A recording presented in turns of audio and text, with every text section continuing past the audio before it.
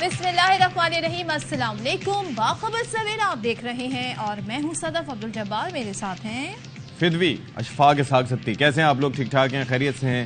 उम्मीद का दामन आपने हाथ से नहीं छोड़ा और इसके थोड़े से समरात सामने आना शुरू हो गए हैं। कैसे? पेट्रोल 40 रुपए फी लीटर सस्ता हो गया और मैंने उम्मीद का दामन ऐसे नहीं छोड़ा कि मैं पेट्रोल पंप पे जा रहा था पेट्रोल डलवाने के लिए और वहाँ पर रश मुझे पता नहीं क्यों नजर आया, हल्का फुल्का लगा। मैंने कहा चलो कल डलवा लेंगे, उसका फायदा मुझे हो गया। तो वो मेरा उम्मीद का दामन था। उम्मीद, लेकिन देखें क्या इससे रिलीफ मिलेगा आवाम को? नहीं, मिलना चाहिए। 40 रुपए बढ़ते हैं ना तो महंगाई भी बढ़ जाती है। 10 रुपए बढ़ते हैं तो महंगाई बढ़ जाती है। 40 रुपए कम हुए तो फिर महंगाई भी कम होनी चाहिए। ऐसा होगा कि नहीं? लेकिन अशफाक, कल तो भाई हवाओं के मौसम के तेवर ही बदल गए। कराची में रात गए, डस्ट स्टॉर्म आया और तेज तेज हवा चलने लगी। तेज हवा चलने लगी तकरीबन 11 से 12 के दरमियान। मैं अपना भी हवाला दूं, हमारे कुछ और दोस्तों ने भी ये फील किया कि हल्की हल्की बूंदाबांदी भी हुई। कई इलाकों में ज्यादा मतलब थोड़ा फुहार ज्यादा हमारे इलाके में अभी आते हुए भी फुहार पड़ी थी। बूंदाबांदी नहीं हुई लेकिन बिजली चली गई थी। क्या बात है, वो भी एक इंडिकेशन है। यानी वो भी एक इंडिकेशन है कि बारिश के आसार हैं। मतलब 1 घंटे के लिए हमारी तरफ भी लाइट गई थी। लेकिन वैसे ये है कि बहसियत मजमूई लग ये रहा है कि मौसम अब थोड़ा सा तब्दील होने की तरफ जा ही रहा है। Meanwhile cricket world cup Pakistan हार गया एज एंटीसिपेटेड। ठीक है, आपने अपने आप को बिल्कुल जो है वो डाउन नहीं समझना और बिल्कुल आपने परेशान नहीं होना। वजह ये नहीं है कि हमारी टीम आगे परफॉर्म अच्छा कर सकती है, वजह ये है कि अब आपको आदत हो जानी चाहिए थी। बस कर दो दूसरा अपसेट उन्होंने किया। राहुल बस कर दो। राहुल बस कर दो। हाँ। राहुल, तुम टीवी स्क्रीन के उस पार भारत में बैठ के हमें देख रहे हो, तुम बस कर दो। बस कर दो। अब अपनी टीम के और भी मैचेस हैं, हमें उन्हें सपोर्ट करनी है। लेकिन कल बड़ा अपसेट हुआ है। दिफाई चैंपियन को जिस तरह हराया ना अफगानिस्तान ने, ओहो कितनी खूबसूरत बात की सर। यानी कि एक एंटिसिपेटेड था और दूसरा अपसेट हुआ। हाँ। सुभान अल्लाह, सुभान अल्लाह, सुभान अल्लाह, क्या बात। चले जी, टॉप स्टोरी शामिल करते हैं।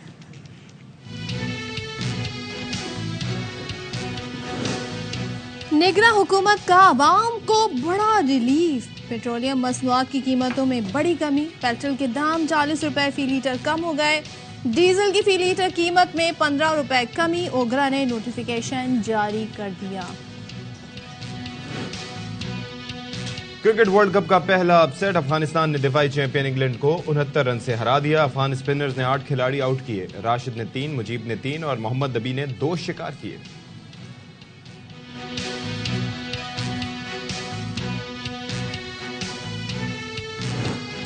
आज दुनिया भर में खुराक का दिन मनाया जा रहा है। मकसद खुराक के तहफ़्फ़ुज़ और आलमी सतह पर खुराक की पैदावार में इजाफे के लिए इक़दाम और कोशिशें तेज करना है। हर साल 900 मिलियन टन खाना जाया हो जाता है। और कराची में मौसम अचानक तब्दील। मुख्तलिफ इलाकों में गर्द आलूद सर्द हवाएं चलने लगी। कुछ इलाकों में बारिश भी हुई। पंजाब और खैबर पख्तूनख्वा के मुख्तलिफ शहरों में बारिश। पहाड़ी इलाकों में बर्फबारी जारी।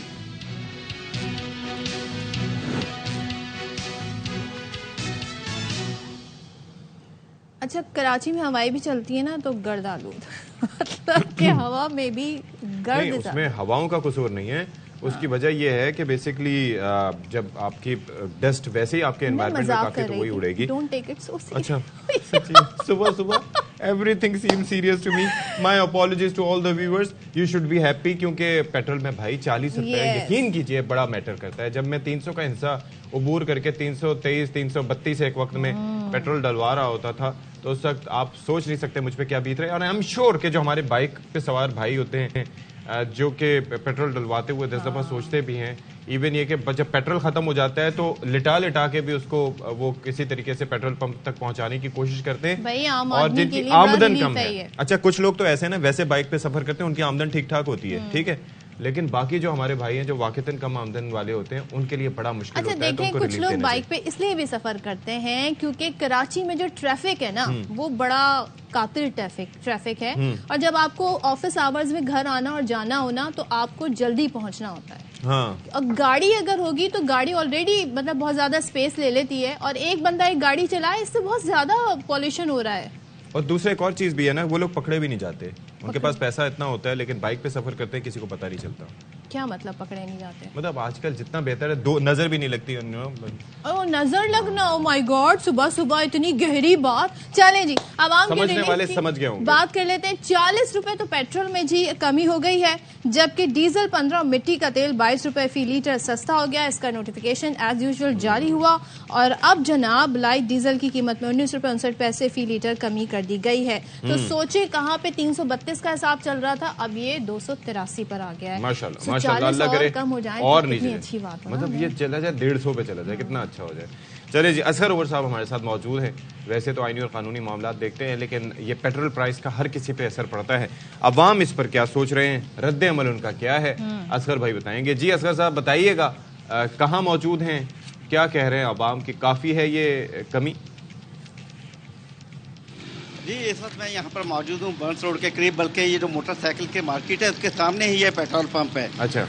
چونکہ کراچی کا موسم بھی خوشگوار، پھر حکومت مہربان، تو جس طریقے سے آپ کے مزاج پر اور آپ کے موڈ سے نظر آ رہا ہے تو کراچی کے عوام بھی اس وقت خوش ہیں کہ اتوار چھٹی کے بعد جو دفتر جاتے ہوئے ایک چٹچٹاہٹ ہوتی تھی اور اس کے بعد پیٹرول کے پیسے دینا پڑتے تھے اور لگتا یہ تھا کہ 300 روپے دے کر بھی یار 1 لیٹر پیٹرول پورا نہیں آیا. تو آج شہروں پہ وہ اطمینان تو ہے کہ ہاں یار 300 روپے میں کچھ 1 لیٹر سے زیادہ ہی پیٹرول آ گیا ہے. لیکن عوام ہم نے دیکھا جتنا رد عمل ہونا تھا 40 روپے سن کر کے خوش ہو گئی. عوام ابھی بھی کہتے ہیں کہ چیزوں پر جو مہنگائی ہے وہ اتنی زیادہ ہے کہ بس یہ اطمینان بخش ہے کہ چڑچڑاہٹ میں کمی آئی ہے، کچھ ریلیف ملے گا. بلکہ جو اس سے ایفیلیٹڈ چیزیں ہیں جیسے ٹرانسپورٹ، اگر جب تک ان کے کرایے میں کمی نہیں آتی، جیسے دودھ آتا ہے یا سبزی آتی ہے، اسکول کے بچے جاتے ہیں جو وینز میں، ان کے کرایے میں کمی اگر حکومت نہیں لے کر آئے گی تو پھر اس کا فائدہ نہیں ہوگا کہ صرف ایک 40 روپے یا 80 روپے ڈیلی کے بجٹ میں موٹر سائیکل کے کمی ہو جائے. یہ مہنگائی میں کمی نہیں ہوگی. تو عوام کا یہ کہنا ہے کہ یہ ایک خوش آئند ہے. ہم ویسے میں اور صدف اس سے پہلے بھی ڈسکس کر رہے تھے، بلکہ ہماری ٹیم پوری ڈسکس کر رہی تھی کہ ایک ہوتا ہے ٹرکل ڈاؤن ایفیکٹ. یعنی کہ ہم جب دیکھتے ہیں نا کہ جب ہمیں کیوں جان کے لالے پڑ جاتے ہیں کہ جب پیٹرول بڑھتا ہے نا 7 روپے 8 روپے 5 روپے 4 روپے، تو تب ہم سوچتے ہیں کہ اب انٹرسٹی بس کے کرائے بھی بڑھیں گے.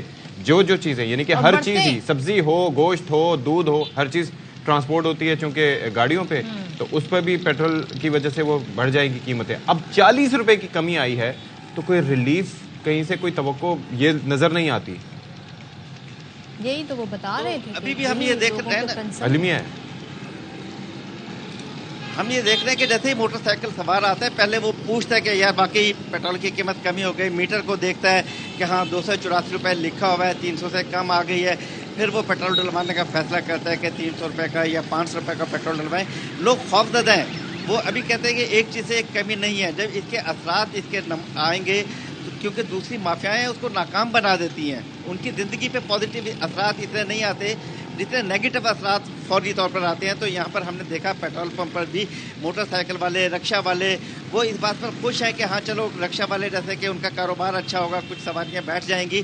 لیکن وہ کہتے ہیں کہ دوسری جو زندگی کی چیزیں ہیں ان میں بھی کمی آنی چاہیے جو بحیثیت مجموعی انہیں مہنگائی میں بالکل مہنگائی میں اگر ریلیف مل گیا نا تو عوام خوش ہو جائیں گے. اب نگراں حکومت کو اس پہ کام کرنے کی ضرورت ہے کہ اگر پیٹرول کم ہو رہا ہے تو جو اس کی وجہ سے پرائس بڑھتے ہیں کم از کم اس کو مانیٹر کیا جائے، کوئی میکانزم بنایا جائے. اور کیا خوبصورت بات کی، موسم بھی خوشگوار ہو گیا ہے کراچی کا اور عوام کو بڑا ریلیف بھی مل گیا ہے، تو سب کے دل جی اور سب کے چہروں پہ آج مسکراہٹیں. لیکن اشفاق، میچ کی وجہ سے بڑے لوگ اداس ہیں. یہ جو ہمارا میچ تھا، مطلب جب انہوں نے 192 بنائے نا، میں نے دیکھنا ہی چھوڑ دیا. اچھا، میں 152 for 2 that was the score. اور Mike Hayden, sorry Matthew Hayden جو کہ ہمارے کوچ بھی رہے ہیں، پھر اس کے بعد آسٹریلیا کے ایک لیجنڈری پلیئر، وہ اس وقت یہ کہہ رہے تھے کہ بھائی اس وقت جو ہے دونوں ٹیمیں بڑا بیلنسڈ کھیل رہی ہیں اور کسی نے اپنے اوپر نروز کو طاری نہیں ہونے دیا. پھر اچانک جو ہے وہ بابر اعظم صاحب نے ایک شاٹ کھیلا. اس دفعہ انہوں نے اپنا تھوڑا سا ریکارڈ بہتر کر کے، پہلے 46 ان کا اسکور تھا، 50 بنا لیے. 50 پہ آنے کے بعد انہوں نے جس طرح سے وہ بولڈ ہوئے ایک نتھنگ شاٹ کھیلتے ہوئے، پھر اس کے بعد جس طریقے سے سعود شکیل، پھر افتخار، پھر شاداب جس طرح سے آؤٹ ہوئے، رضوان جس طرح سے آؤٹ ہوئے، یعنی کہ اچھا بس میں کیا بولوں. بالکل اس پہ ہم بات کریں گے اور اپنا بالکل بھرپور احتجاج بھی اٹھائیں گے اور بتائیں گے کہ کیا کیا ہوا. لیکن اس سے پہلے بات کر لیتے ہیں موسم کی. اور موسم بہت خوبصورت ہو گیا ہے. کراچی کی میں بات کر رہی ہوں. بارش تو پورا سال نہیں ہوئی ہے. اب سال گزرنے میں کتنے مہینے باقی رہ گئے ہیں؟ ہارڈلی 2.5 مہینے باقی رہ گئے ہیں. میں مالی سال کی بات کروں تو ابھی بہت ٹائم. مالی سال میں تو بہت چیزیں باقی ہیں لیکن موسم ٹھنڈا ہو گیا ہے. پنجاب کے اور جو بلائی پاکستان کے علاقے ہیں وہاں کی بات کریں خیبر پختونخوا کی تو مختلف علاقوں میں بارشوں کا سلسلہ جاری. اشفاق بیک گراؤنڈ میوزک چلا رہے ہیں اس میں میری کمنٹری چل رہی ہے. کیا بات ہے. کیا بات. پہاڑی علاقوں میں اشفاق اس حوالے سے بھی گانا بنائے. برف باری ہو رہی ہے. ہاں برف باری ہو رہی ہے. کوئی گانا گائے نا بیک یہ موسم یہ مست نظارے پیار کرو تو ان سے کرو. کیا بات ہے جی. موسم سے پیار کرو. انسانوں سے اور انسانوں سے انسان دھوکہ دے دیتے. اچھا جی تو بڑا خوبصورت نظارے ہیں جی. برف باری ہو رہی ہے بڑی زبردست اور اس کے ساتھ ساتھ موسم ٹھنڈا ہو رہا ہے اور گرم کپڑے نکل آئے ہیں. کراچی والے تو اس صورتحال سے ابھی تھوڑا سا فاصلے پر رہیں گے, دور رہیں گے. لیکن ہم بڑی کنفیوز رہتے ہیں ویسے اشفاق کراچی والے. قسم سے گرم کپڑے نکالے کہ لونی پہنے, مطلب بلینکٹ اوڑھیں یا اس کو سائڈ پہ رکھتے ہیں. مطلب ہماری زندگی کا ایک بڑا ایک جنگ ہوتی ہے روزانہ کی بنیاد پہ. اب تو یہ ہے نا کہ خوبصورت بات یہ ہے کہ جو آؤٹ لیٹس ہیں نا یہاں پر کراچی میں جو کھلے ہوئے ہیں وہاں پر آپ کو پتہ ہے جیکٹس وغیرہ بہت کم نظر ملتی ہی نہیں. وجہ ہی ان کی یہ ہے کہ انہیں پتہ ہے پہننی کہاں ہے. بھائی پہنے گے کہاں؟ بھائی وہ شمالی علاقہ جات جاؤں گا تو پھر تھوڑا سا. میں نے ایک زمانے میں بڑا ہیوی کوٹ لے کے رکھا ہوا تھا مگر میں نے بہت اچھا قیمتی کوٹ ہے, میں نے اسے بس پیار سے رکھا ہوا ہے. کیا کر سکتے ہیں. لیکن بہرحال موسم اچھا. ایک چیز میں جو بزرگ ہیں وہ بڑی احتیاط کریں جی. موسم سڈنلی چینج ہوتا ہے تو ان کا امیونٹی بیکاز لو ہوتی ہے. پھر بچے جو ہے نا اسپیشلی جو انفینٹس ہیں یا پھر ٹوڈلرز ہیں 0 سے لے کے 2 سال جن کی عمر ہے یا 2 سال سے زائد, ان کی بڑی احتیاط کرنے کی ضرورت ہے. یا جن کی بچوں کی پہلی سردیاں ہیں کیونکہ احتیاط بالکل کریں. امیونٹی ابھی ان کی ڈیولپ ہو رہی ہے یا جن کے کوئی پھیپھڑوں سے متعلق کوئی ایشوز ہیں تو وہ بھی بڑے محتاط رہیں. اچھا اور دوسرے یہ کہ اکثر و بیشتر ہم نے دیکھا ہے خاص طور پہ گھروں میں جو خواتین کام کر رہی ہوتی ہیں ان کے کپڑے گیلے ہو جاتے ہیں برتن دھوتے ہوئے. تو ٹرائی ٹو ہیو لائک وہ جو ہم پہن لیتے ہیں کیا کہتے ہیں اسے پراپر, آپ جب کچن میں جاتے ہیں ایپرن پہن لیتے ہیں وہ آپ کریں اور گیلے کپڑے نہ رکھیں اس موسم میں بیکاز اس سے کیا ہوگا ٹھنڈ لگے گی. ایون کہ آپ کے ہاتھوں میں بھی درد بیٹھ جاتا ہے. So try to like just be careful. اور اگر وہ جو ہم فلو شاٹ کہتے ہیں اگر وہ لگوا لیں جن کو خاص طور پہ جو نزلے زکام کی پرابلم رہتی ہے. تو جی ویدر کی بات ہو رہی ہے تو ویدر ایکسپرٹ نہ ہو تو ایسا کیسے ہو سکتا ہے. بہت ساری باتیں ہم نے کر لی ہیں. اب ہم سوال پوچھ لیتے ہیں جی. چیف میٹرولوجسٹ ہمارے ساتھ موجود ہیں چودھری اسلم صاحب. تھینک یو سو مچ سر. اور پہلے تو بتائیے گا ملک کا موسم بدل رہا ہے ساتھ ہی لوگوں کا مزاج بدل رہا ہے تو یہ خوشگوار موسم جی مزید اپنے عروج پر کب تک جائے گا؟ کیا کہیں گے, ابھی کیا صورتحال ہے؟ جی ابھی جیسے 17 تاریخ تک تو محکمہ موسمیات کی ایڈوائزری ہے مختلف علاقوں میں جیسے ناردرن ایریا کشمیر اور کچھ سندھ کے علاقے ہیں جس میں جیکو آباد, کشمور, عمر پور, سکھر, ان میں تو کچھ علاقوں میں رات بارش بھی ہوئی. جیکو آباد اور کشمور میں ہلکی بارش ہوئی ہے. اس طرح سارے تقریباً جیسے اور پنجاب کے اکثر علاقوں اور کے پی میں کافی زیادہ رینز ہوئی ہے جس میں ٹمپریچر کافی ڈراپ ہوا ہے. اور سندھ میں جیسے کراچی میں بھی کوئی ہلکی بارش ہو سکتی ہے اگلے 2 دن میں. اچھا ویسے اسلم صاحب آپ نے جب کہا نا 17 تاریخ تک ایڈوائزری ہے تو میں نے فوراً جو ہے نا کیلنڈر دیکھا. میں نے کہا at times we lose track of the time. 17 تو کل ہے یعنی کہ کل تک کی ہے. لگ یہ رہا تھا کہ ہفتہ تو چلے. 16 ہو گئی. ہاں جی جی اسلم صاحب جی 17 تاریخ تک ہے. میں آپ کی آواز تھوڑی نہیں سن سکا, کائنڈلی آپ ریپیٹ کریں گے اس کو. میں اسلم صاحب یہ فرما رہا تھا بلکہ عرض کر رہا تھا آپ فرما رہے ہیں کہ 16 تاریخ ہو گئی, آپ نے 17 کا کہا نا تو مجھے لگا کہ شاید 1 ہفتے تک کوئی سلسلہ چلے گا. تو 17 تک تو کل ہی ہے, تو کل تک ہی میرے خیال میں یہ ساری کچھ رنگینیاں ہیں موسم کی. اس کے بعد پھر گرمی ہوگی. دیکھیں گرمی تو اب جیسے اکتوبر میں اتنا ٹمپریچر نہیں اس میں شوٹ اپ ہوتا ہے. اس میں جیسے ابھی جو مختلف علاقے ہیں اگر لاہور جائے, ایون کراچی کی بات کریں تو کراچی میں بھی اتنا ٹمپریچر نہیں ہو رہا ہے, کوئی 33 34 اس رینج میں. اور جیسے ناردرن ایریاز میں کئی علاقوں میں تو بہت زیادہ سردی, جیسے کالام میں کافی ڈاؤن ہو گیا ٹمپریچر. اس طرح اسلام آباد اور لاہور میں بھی ٹمپریچر تھوڑا ہے. تو ابھی آنے والے دنوں میں آپ کہہ سکتے ہیں अक्टूबर में कोई इतना गर्मी का मौसम नहीं होगा, मौसम बड़ा खुशगवार हो सकता है। अच्छा, कराची में क्योंकि गर्मी अक्टूबर में, हमें लग रहा है हम मई में हैं इस वक्त, लेकिन कल मौसम ने जो एक तब्दीली दिखाई है, तो ये तब्दीली यहाँ पर कितने दिन रहेगी और क्या इंडिकेशन है जब गर्द हवाएं चलती हैं, तेज तेज हवाएं, ठंडी हवाएं चलती हैं, तो ये क्या इंडिकेट करता है? देखिए अभी तो ये सिस्टम पाकिस्तान में जैसे मैंने कहा कि 17 तारीख तक, तो लेकिन कराची में जो साउथ वेस्टर्ली अभी जो पैटर्न है, तो जब तक ये चल रही है अभी जो साउथ वेस्टर्ली पैटर्न चलेगा तो इसमें टेम्परेचर इतना शूट अप नहीं होगा, तो मौसम खुशगवार होगा। बल्कि जो मिनिमम टेम्परेचर है वो भी काफी अच्छी रेंज में है, यानी 23-24 डिग्री सेंटीग्रेड तक है। और विंड भी चल रही है साउथ वेस्टर्ली, तो इतना इसमें गर्मी नहीं आएगी। Okay ji, thank you so much Chaudhary साहब, बहुत शुक्रिया, आप हमारे साथ मौजूद रहे और मौसम के हवाले से प्रेडिक्शन उन्होंने बता दी। वैसे तो वेदर इतना कहते हैं गर्मी इतनी शूट अप नहीं करेगी, लेकिन फिर भी थोड़ा सा एहतियात वैसे मेरी तरफ से ये है कि बरतें, क्योंकि मौसम जब चेंज होता है तो आपके इम्यूनिटी लो होती है और फिर बीमार वगैरह हो सकते हैं, तो आपकी बॉडी जो है ना उसको एडजस्ट करने दें प्लीज अशफाक। क्या? और मजे मजे के पकवान होते हैं, ये बात तो आप याद रखें, सर्दी में जो आप खाने तो पकवानों का तस्करा किया ही ना करें। मुझे तंज ना मारे बहुत। देखें, काम करना घर यहाँ पे काम करने के बाद आप चाहते हैं मैं घर जाके केक बना के आपके के लिए लाऊं, इतनी महंगाई के दौर में दाढ़ी में तिनका। पहले आप शुरुआत करें, बिस्मिल्लाह करें, आप पहले मुझे पिज्जा खिलाएं, फिर मैं आपको केक खिलाती हूँ। मैंने कितनी बार केक खिलाया? कितनी दफा? बहुत दफा केक खिलाया। कितनी दफा? रमजानों में तो मैं बहुत केक खिलाया। क्या बाखबर सवेरा में आके आपने कभी केक खिलाया हमें? देखिए, बाखबर सवेरा से पहले भी आप मुझे जानते थे। We have been colleague for so long Ashfaq. हमने नहीं खाया, बहरहाल बात जिन्होंने नहीं खाया उन्हें भाई या तो घर जाने की जल्दी थी या कहीं और खा रहे होंगे बैठ के, ज्यादा इफ्तार खा रहे हो। अब क्या खबर है हमारे पास? एटीसी से मुतालिक खबर है जी हमारे पास, और इंसदादे दहशतगर्दी अदालत से मुतालिक हमारे पास खबर है। खबर हम आपको टेलीविजन स्क्रीन पर दे देते हैं, और साथ ही साथ एटीसी में जिना हाउस और अस्करी टावर हमला केस का मामला है। अदालत ने असद उमर की अबूरी जमानत में 31 अक्टूबर तक तौसीक कर दी है, और आबिद खान हमें तफसीलात दे रहे हैं। जी बताइएगा। जी बिल्कुल जी, आज इंसदादे दहशतगर्दी अदालत में असद उमर और चेयरमैन पीटीआई की दोनों बहनों उज़मा खान और इलिमा खान की जिना हाउस हमला समेत दीगर मुकदमात में अबूरी जमानत पर समाअत हुई।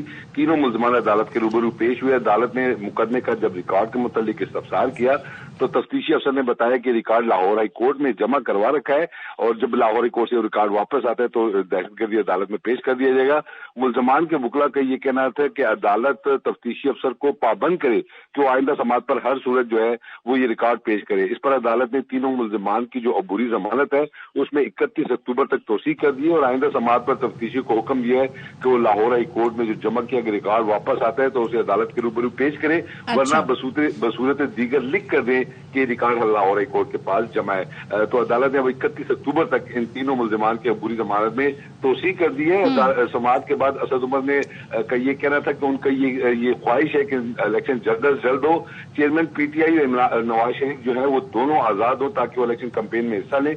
फलस्तीन के हवाले से उनका ये कहना था कि फलस्तीन की मुकम्मल तौर पर हुकूमत को हमायत करना चाहिए, अगर हम ये चाहते हैं कि कश्मीर पर पूरी दुनिया हमारी हमायत करे। अब जिना हाउस हमला समेत दीगर जो मुकदमात हैं उसमें इन तीनों मुल्ज़मान की 31 अक्टूबर तक अबूरी जमानत में तौसीक कर दी गई है। चलो, thank you so much. Abid Khan हमारे साथ थे, और आबिद समटाइम्स हमारे रिपोर्टर इतना फ्लुएंटली बोल रहे होते हैं, वो उन्होंने बोला पीटीआई चेयरमैन नवाज शरीफ, तो वो नवाज शरीफ ऐसा लगा कि कुछ चेंज हो गया। खैर, thank you so much Abid. ऐसे ही मैंने लाइटर साइड। अब जरा बात ये है कि हम इंसान हैं, और हम वो क्या कहते हैं, हमें एक ऐसे प्रजाति अपने आप को बताना पड़ता है कि हम इंसान हैं। वो कहते हैं ना इंसानियत है, तो वो इंसानियत होना बहुत जरूरी है। अच्छा जी, अब थोड़ा सा खबर आप तक पहुंचाते हैं कि वैसे तो चलते फिरते हमें भी अक्सर शीशा अगर कोई ट्रांसपेरेंट कोई वो हो तो हमें नज़र नहीं आता और हम टकरा जाते हैं, ग्लास डोर जो होते हैं, लेकिन परिंदे भी जो है वो ज़ाहिर है उससे मुबर्रा नहीं है। और आजकल एक इमारतें आपको पता है उनके अंदर तर्ज तामीर ऐसा होता जा रहा है कि जिद्दत, और ये शीशे से बनी इमारतें, तो इसमें बेचारे परिंदे भी धोखा खा जाते हैं। तो अमेरिका में ये परिंदों की मुनासबत से एक अफसोसनाक वाक़या पेश आया, और सिर्फ एक रात में जानवर है जी, ख्याल करें उसका। चल जी, वक्फा ले लेते हैं।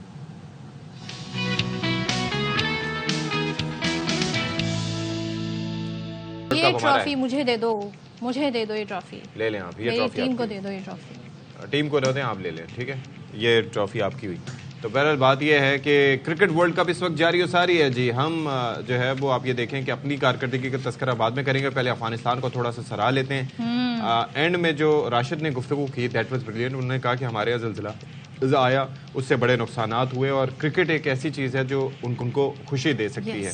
تو بہرحال انہوں نے کیا زبردست پرفارم کیا, اور انگلینڈ کی ٹیم جو کہ جن کو جائنٹس کہا جاتا ہے ان کو اس طریقے سے شکست دی. پہلے بیٹنگ میں گرباز اور rest of the team they played really well, even Rashid Khan chipped in, اور اس کے بعد ایک ایسا ٹوٹل دیا جو کہ ایک ریسپیکٹبل. آئی تھنک وہ ان کے اسپن بالنگ سے پھنس گئے, اور جو ایک بڑا جسے اپریشیٹ کیا جا رہا تھا نا انگلینڈ کی ٹیم کو کہ جی دیکھیں انہوں نے اپنی اسٹریٹجی چینج کر لی ہے, اب وہ آتے ہیں بڑا اگریسو کھیل کھیلتے ہیں, T20 کی طرح کھیلتے ہیں, لیکن جو ان کی وکٹیں گری ہیں اور جو اسکور انہوں نے بنایا ہے, مطلب چیز نہیں کر پائے وہ, اور 69 رن سے ہارنا از اے بگ بگ بلو. ایک تو آپ افغانستان جیسی ٹیم سے ہارے اور پھر اتنے رن سے ہارے. اور اب آپ یہ دیکھ لیں کہ 2019 کے بعد سے Afghanistan has grown a lot. They have become a very better and formidable side, اور مجھے لگتا ہے کہ جو ان کی یہ ہوتی ہے اصل اسپن بالنگ. ہمارے پاس مسئلہ یہ ہے کہ اب میں اپنے اوپر کیوں آ رہا ہوں. خیر اچھا, ایک انٹرسٹنگ چیز اور آپ دیکھ رہے ہیں اس وقت اسکرین پہ, دونوں ٹیموں کی جو کلرز ہیں آلموسٹ سیم ہے, انڈیا کا بھی سیم ہے. تو میں اپنے بھائی سے پوچھ رہی تھی, میں نے کہا کیا رنگوں کی کمی ہو گئی ہے, کلرز نہیں تھے, تو وہ ہنسنے لگا. میں نے کہا ریڈ کیوں نہیں کر لیتے انگلینڈ والے, تو کہنے لگا ریڈ تھا ان کا, لیکن پچھلے سال یہ ہوا, انہوں نے کہا ہمارے لیے اچھی لک نہیں ہے ریڈ کلر, تو ہمیں کلر واپس دیں بلو والا. تو یہ اب لک چیک کریں, اب ہو سکتا ہے وہ اس کلر کو بھی چینج کروائیں. Let's see what happens. تو شاہد ہاشمی صاحب نمائندہ خصوصی برائے کھیل ہمارے ساتھ موجود ہیں. ارے اپنے میچ کی تو بات کر لیں, جو ہم نے ماشاءاللہ جو اسکور, جو ہم نے ایک ٹریک ریکارڈ ہے نا, 8 کے 8 میچز آ رہے ہیں انڈیا سے جی ورلڈ کپ میں. اچھا, آپ 4 سال مزید انتظار کریں گے, اس کے بعد بھی ہمیں امبیرسمنٹ ہوگی, کیونکہ آپ یہ دیکھیں کہ انضمام الحق کی کیپٹنسی میں جو ہماری جو ٹیم تھی, یا اس سے پہلے وسیم, وقار, شعیب اختر اور باقی جو ہمارے ثقلین مشتاق, سعید اجول, جو لیجنڈری اسپنرز, اور عبدالرزاق اور اظہر محمود جیسے آل راؤنڈرز, ان کی موجودگی میں اگر ہم انڈیا کے اگینسٹ ورلڈ کپ میں اچھا نہیں کر پائے, تو اب تو ظاہر ہے کہ ایک, لیکن ان کے اگینسٹ ہمارا بولنگ اٹیک ہمیشہ کامیاب رہا ہے. اس دفعہ تو بولنگ اٹیک پتہ نہیں کہاں ہے. آپ کے پاس اسپنر کون ہے اچھے اس بار؟ آپ کے پاس فاسٹ بالرز میں کون اچھے ہیں؟ ہمارے یہاں صرف کمپیریزنز بہت جلدی کر دیے جاتے ہیں, لیکن پرفارمنس جو ہے, لیکن بہرحال ٹیم کی پرفارمنس کے حوالے سے آپ کو سب پتہ ہی ہے. شاہد ہاشمی صاحب نمائندہ خصوصی برائے کھیل ہمارے ساتھ موجود ہیں. آداب شاہد صاحب. ہمارے ساتھ اب میرے خیال میں بنگلور پہنچ گئے ہیں. کہاں پر ہیں آپ شاہد بھائی اس وقت؟ پہلے یہ بنگلور پہنچ گئے. بنگلورو پہنچ گئے شاہد بھائی, اور احمد آباد سے ان کا سفر جو ہے وہ اب یہاں پر ایک نیکسٹ منزل یہ ہے. تو شاہد بھائی, اب چونکہ بات ہو گئی ہے پہلے ان کی پاکستان ورسز انڈیا کی, تو آپ یہ سوچئے کہ 4 سال کا انتظار, 7-0 کی ایک, اس سے پہلے ہم دیکھ چکے تھے, کیا نروز تھے, اتنا 1,30,000 لوگوں کا پریشر تھا, ظاہر ہے وہ بھی بڑا میٹر کرتا ہے, یا پھر ہماری ٹیم میں وہ کمبینیشن نہیں تھا, یا وہ ایک مینٹل اسٹرینتھ نہیں تھی, یا وہ ٹیکنیک نہیں تھی, کیا تھا بیسکلی؟ ہاؤ وڈ یو دیکھیں اشفاق, 29.3 اوور تک سب کچھ صحیح تھا, اسکور بھی صحیح جا رہا تھا, صرف 2 وکٹیں گری تھی, 155 رن سے, بہت سلو کھیلے تھے بابر اور رضوان. اس نے الاؤ کیا انڈیا کو کہ پریشر ڈالیں, اور پھر ہمارے مڈل آرڈر نے پریشر لیا. افتخار جس طرح آؤٹ ہوئے, سعود شکیل اسپن کے بہت اچھے پلیئر ہیں, وہ کس طرح آؤٹ ہوئے. شاہد صاحب اوپنر سے آغاز کریں. عبداللہ شفیق نے اچھا آغاز کیا تھا, لیکن ان کو وہ ان لکی رہے, ان کی گیند بیٹھ گئی اور وہ LBW آؤٹ ہو گئے, ورنہ انہوں نے انٹینٹ شو کیا تھا, اچھا انٹینٹ شو. بمراہ کو جو شاٹ کھیلا تھا نا اسٹریٹ اوپر سے, سر کیا کمال شاٹ. بالکل عبداللہ نے انٹینٹ شو کیا تھا, اور اس کے بعد بس پھر سمجھے چراغوں میں روشنی نہ رہی, پریشر لیا بہت بری طرح. اچھے پلیئر ہیں یہ, اس طرح یہ لوگ کھیلتے ہیں تو پتہ چلتا ہے کہ جب آپ ٹیلنٹ میں میچ نہیں کر سکتے سامنے والی ٹیم کو, آپ جگرے سے کھیلیں, لیکن وہ جگرا بھی نظر نہیں آیا. اچھا مجھے ایک چیز بتائیں, ایک تو یہ ہے کہ چلیں امام نے جس بال پہ چوکا مارا تھا, شارٹ بال تھی, آدھی وکٹ پہ پڑی تھی, انہوں نے آف پہ چوکا مارا, پھر اس کے بعد نیکسٹ بال پہ جس پہ وہ دم شم کر کے پتہ نہیں کیا پڑھ کے پانڈیا آیا, اس کے بعد وہ بال کی, اور پتہ ہے کہ بال باہر پڑی ہے اور پروبیبلی باہر جائے گی, امام اگین وینٹ فار اٹ اور اپنی وکٹ گوا دی. پھر بابر اعظم 50 آپ نے کر لی ہے, you are a set batsman, wicket میں بال آپ کی آ رہی ہے, and you played a nothing shot, and you are the number 1 batsman. تو مجھے سمجھ نہیں آیا. پھر شاداب جس طرح سے آؤٹ ہوئے, رضوان کی ہمیشہ سے آپ نے بھی ٹینڈنسی دیکھی ہوگی کہ وہ چلتے چلتے شاٹ کھیل جاتے ہیں, تو اس میں جسپریت بمراہ کو جتنا کریڈٹ جاتا ہے اتنا ہی مطلب رضوان کو بھی مطلب یہ کہ ٹینٹیٹیونیس ان کی. تو اوور آل دیکھیں بمراہ نے اور یادیو نے بڑے بڑے دماغ سے بالنگ کی. اتنی زیادہ ٹرن نہیں ہو رہی تھی بال, اس کے باوجود کلدیپ نے 2 وکٹیں لی. بمراہ کی بالنگ کمال کی تھی, نہ تو اتنی زیادہ سوئنگ ہو رہی تھی, لیکن وہ انہوں نے مختلف ویرائٹیز کے ساتھ رضوان کو ایک آؤٹ سوئنگر پہ آؤٹ کیا, شاداب کو سلوور ون پہ آؤٹ کیا. تو دماغ سے بالنگ کر رہے تھے. ہماری بالنگ نے جب دیکھا کہ صرف 192 ہے تو انہوں نے اسی وقت ہمت ہار دی, جبکہ آپ نے 79 پہ کوہلی جیسے بیٹسمین کو آؤٹ کر لیا تھا, تو آپ کو اس وقت اٹیک کرنا چاہیے تھا. ہمارے کپتان بالکل بھی اٹیک نہیں کرتے, ہمت ہار دیتے. مجھے اچھی طرح یاد ہے 148 پہ ایک دفعہ ویسٹ انڈیز نے پاکستان کو آؤٹ کیا ایڈیلیڈ میں 80s میں. میاں کپتان تھے, انہوں نے شروع سے وسیم راجہ سے اٹیک کیا, فنکی ویز کے ذریعے 8 رن سے پاکستان نے وہ میچ جیتا, جس میں ہیز بھی تھے, گرینچ بھی تھے, لوئڈ بھی تھے, ہومز بھی تھے, سارے شاہد صاحب ایک چیز بتائیں, ہم نے اب جتنی T20 کرکٹ کھیلی جا رہی ہے نا, اور جتنی ظاہر T20 کا مطلب ہے تیز ترین آپ نے سکور بنانا ہے, جلدی جلدی آپ نے ایک ایسا سکور بنا کے دینا ہے کہ اگلی ٹیم جو ہے اس کے لیے مشکل ہو جائے. اس کے باوجود بھی ون ڈے میں ہم ایسے کھیل رہے ہیں جیسے ہم ٹیسٹ میچ کھیل رہے ہیں. ہمیں تو عادت ہو جانی چاہیے T20 کھیل کے سکور بنانے کی. تو یہ اسٹریٹجی کیوں ہے؟ وہی بات 152 پہ 2 تھے, لیکن اتنے سلو رن ریٹ, اتنا سلو سکور ہمارے بن رہا تھا, اس پہ کیوں کام نہیں ہوتا؟ اور یہ بات کتنی بار ریپیٹ کی جائے گی؟ بالکل ایسا ہی ہے کہ آپ کو دیکھنا پڑے گا کہ آپ کس طرح کرکٹ اپنی کھیل رہے ہیں. ایسا نہیں ہے کہ پاکستان کی ٹیم تیز نہیں کھیل سکتی. پاکستان کی ٹیم نے سری لنکا کے خلاف کھیلا, آپ کو انٹینٹ شو کرنی پڑتی ہے. آپ کیوں پریشر لے رہے ہیں؟ ٹھیک ہے کراؤڈ ہوگا, کراؤڈ چینٹ کر رہا ہوگا, اینٹی پاکستان لوگ سب کچھ کر رہا ہوگا, لیکن پاکستان کی ٹیم نے پریشر لیا اور پھر انٹینٹ شو نہیں کیا کہ وکٹیں لینی ہے. آپ نے جب ان کی 2 بہترین کھلاڑی آؤٹ کر دیے تھے تو آپ کو کوشش کرنی چاہیے تھی کہ آپ ان کو آؤٹ کریں اور وکٹیں لیں. وکٹ لینے کے بغیر آپ دیکھیں, آپ افغانستان کے میچ سے آئیں, افغانستان جب 260 پلس اسکور کرے گا اور سامنے والی ٹیم کو ٹف ٹائم دے. چلیں لیٹس سی واٹس پیوستہ رہ شجر سے امیدیں بھرک. تو لیٹس سی کہ آگے کیا ہوتا ہے بھائی. آگے سمجھنے سے میں قاصر ہوں, لیکن یہ ہے کہ جو ان کی کراؤڈ نے حرکتیں کی وہ بھی ہمیں مینشن کرنا ضروری ہے. جس طرح وہ رضوان کے اوپر تانے کس رہے تھے اور مذہبی قسم کے نعرے لگا رہے تھے, دیٹ واز سو بیڈ. کسی بھی ٹیم کے آپ میزبان ہیں, ہم مہمان ہیں, جتنے بھی کھلاڑی وہاں پر پہنچے. دوسرے اس کے بعد آپ نے جو بابر کے ساتھ کیا, جب بابر ٹاس جیتے تو آپ نے وہاں سے بوئنگ کی. اسی طریقے سے بلکہ نماز پڑھنے پر رضوان پر باقاعدہ وہاں پر ایک لائر نے کہہ دیا کہ پٹیشن فائل کریں گے. تو آپ سوچیں کس قسم کا وہاں پہ سلوک کیا جائے. سرشت میں شامل ہے, اور ہم یہاں پر آتے ہیں اپنے سر پہ یوں کر کے بٹھاتے ہیں. ہم اپنے سر پہ لٹرلی ہمارا بس نہیں چلتا کہ ہم اپنے پلیئرز کو باہر نکالیں, سویلائزڈ وے میں بہیو. اور ہمارے پلیئرز ماشاءاللہ آپ یہ دیکھیں, بابر اعظم جا کے وراٹ کوہلی سے جرسی سائن کرا کے انڈیا کی وہ لے رہے تھے. That's fine. یہ کرکٹ سپورٹس مین مطلب یہ ہمارا سوچ دیکھیں, ہماری اپروچ دیکھیں. رضوان کس طریقے سے پریز کرتے ہیں, بابر کس طریقے سے بہیو کرتے ہیں ان کی ٹیم کے ساتھ, اور یہ وہ جو سپر پیٹریوٹزم ہے نا, خدا را اس پہ غور کریں. اور اس کا مطلب یہ نہیں ہوتا کہ آپ دوسری نیشنز کو ڈی گریڈ کریں, اسپیشلی اگر آپ کوئی بڑا شو ہوسٹ کر رہے ہیں. So please kindly behave your self. اچھا, قرآن پاک کے ترجمے میں تحریف کے خلاف پٹیشن دائر ہوئی تھی, اس پر عمل درآمد نہ کرنے سے متعلق سماعت ہوئی ہے. وزیر اعلیٰ وزیر اعظم 4 بجے تک پیش ہونے یا نہ ہونے کے لیے وقت انہیں دے دیا گیا ہے, اور آگاہ کریں کہ وہ پیش ہوں گے کہ نہیں. عابد خان بتا رہے ہیں. جی عابد خان بتائیے گا. جی بالکل جی, لاہور ہائی کورٹ کے جسٹس شجاعت علی خان نے قرآن پاک کے ترجمے میں تحریف کے حوالے سے کیس کی سماعت ہوئی, اور عدالت نے آج عدالتی احکامات کے باوجود وزیر اعظم اور وزیر اعلیٰ پنجاب پیش نہیں ہوئے. اس پر عدالت نے 4 بجے تک سماعت ملتوی کر دی ہے, اور سرکاری وکلا کو کہا ہے کہ وہ پیش ہو کر بتائے کہ کیا وزیر اعظم اور وزیر اعلیٰ پیش ہوں گے یا نہیں. پھر اگر وزیر اعظم اور وزیر اعلیٰ پیش نہیں ہوتے, اپنا پالیسی بیان نہیں دیتے, تو پھر عدالت جانے اور قوم جانے اور تاریخ جانے. ایڈوکیٹ جنرل پنجاب نے عدالت کو بتایا کہ جو ہے وہ آج وزیر اعظم اور وزیر اعلیٰ جو ہے وہ اہم معاملات میں مصروف ہے, اس لیے پیش نہیں ہوئے. تو عدالت انہیں بات کرنے سے روک دیا اور کہا کہ آپ ہمارا اور قوم کا وقت ضائع نہ کریں. اٹارنی جنرل آف پاکستان بھی پیش نہیں ہوئے, اور عدالت کو یہ بتایا گیا کہ وہ سپریم کورٹ میں مصروف ہیں. عدالت نے استفسار کیا کہ وزیر اعلیٰ پنجاب کہاں ہیں. وزیر اعظم پنجاب جگہ جگہ جا کر جو ہے وہ ہسپتالوں انڈر پاسز کے افتتاح کر رہے ہیں، مگر وہ عدالت میں پیش نہیں ہو رہے. حالانکہ یہاں قرآن کے متعلق جو ہے وہ کیس ہے.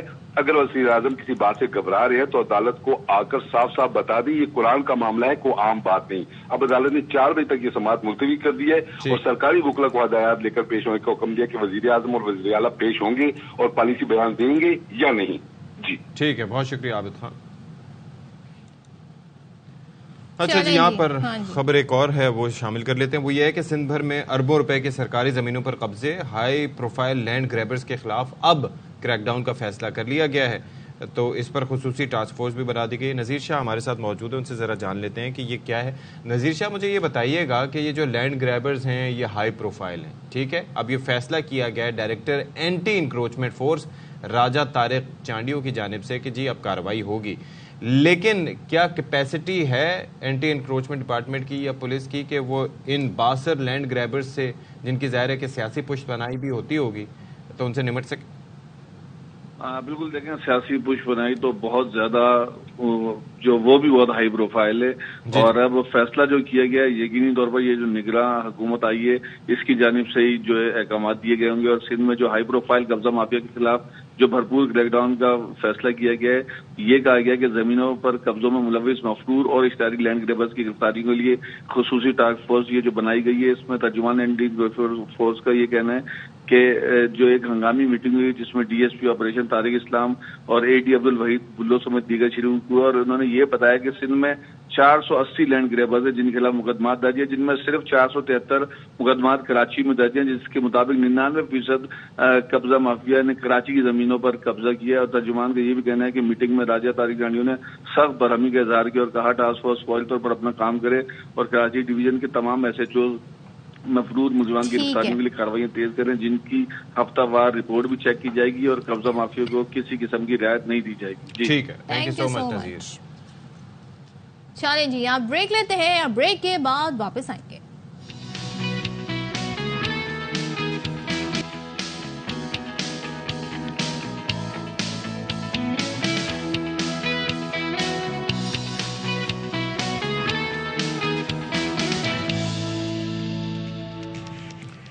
جی، باخبر سویرا میں ایک بار پھر سے آپ کا خیر مقدم ہے. میں اشفاق ستی، میرے ساتھ صدف عبدالجبار. اور صدف عبدالجبار کسی مشاق گلوکارہ کی طرح سر لگانے لگی تھی. یوں کیا تھا آپ نے؟ کیا کیا تھا؟ میں ایسے کر رہی تھی. یہ کیا کر رہی تھی؟ ہم آ گئے واپس. دل تجھ کو پکارے سر تو ایسے لگائے جاتے ہیں.